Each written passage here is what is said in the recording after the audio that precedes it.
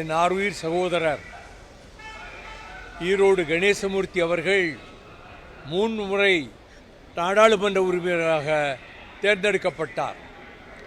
இம்முறை திமுகவிலே உறுப்பினரான சேர்ந்தால்தான் அங்கே இடம் கொடுக்க முடியும் என்ற நிலையில் வேண்டா வெறுப்பாகத்தான் அவர் உறுப்பினராக திமுகவிலே சேர்ந்த பிறகு அவர் நாடாளுமன்ற உறுப்பினரானார். இப்பொழுதும் அந்த திமுக உறுப்பினராக இருந்து கொண்டு வேறொரு பொறுப்புக்கு வர வேண்டும் என்றால் அதை ரிசைன் பண்ணிட்டு வர வேண்டும். அதனால்தான் நான் அவரிடம் என்ன பேசியிருந்தேன் என்றால், சட்டமன்ற தேர்தல் வருகிறது, அதிலே உங்களுக்கு விருப்பமான வெற்றி பெற வாய்ப்புள்ள ஒரு தொகுதியிலே நீங்கள் நின்று கொள்ளலாம் என்று தான் சொன்னேன்.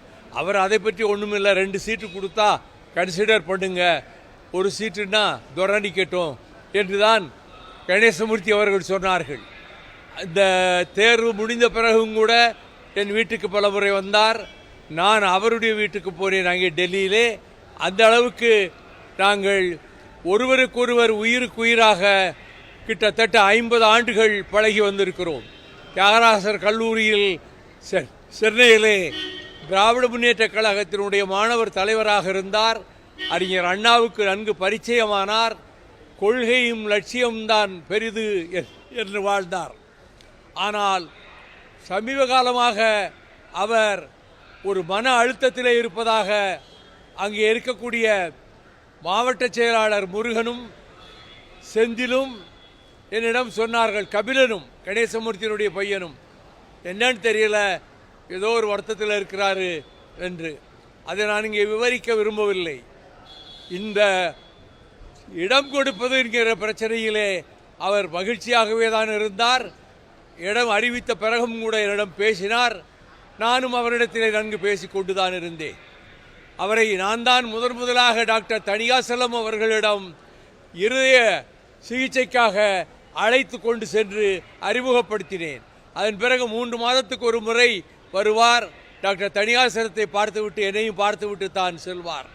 அவர் இன்னும் பல ஆண்டுகள் வாழ்ந்து திராவிட இயக்கத்துக்கு ஒரு பெரும் தூணாக திகழ வேண்டிய கொங்கு மண்டலத்தினுடைய சிங்கமாக திகழ்ந்த அவர் இப்படி ஒரு முடிவுக்கு வருவார் என்று நான் கனவிலும் நினைத்து பார்த்ததில்லை. அவ்வளவு பெரிய இடி தலையிலே விழுந்ததைப் போல அவர் இந்த இயக்கத்துக்கு பணியாற்றியிருக்கிறார், பொதுமக்களுக்கு பணியாற்றியிருக்கிறார், விவசாயிகளுக்காக கடுமையாக போராடி இருக்கிறார். மக்கள் நலனே தன்னுடைய கடமை என்று வாழ்ந்த கணேசமூர்த்தி அவர்கள் இப்படி ஒரு முடிவெடுப்பார் என்று நான் நினைக்கவே இல்லை. அவர் மறைந்தார் என்ற செய்தியை கேட்பதற்கு முன்பு மருந்து கொடுத்து விட்டார் என்று சொன்னபோதே எனக்கு உயிரெல்லாம் போய்விட்டது.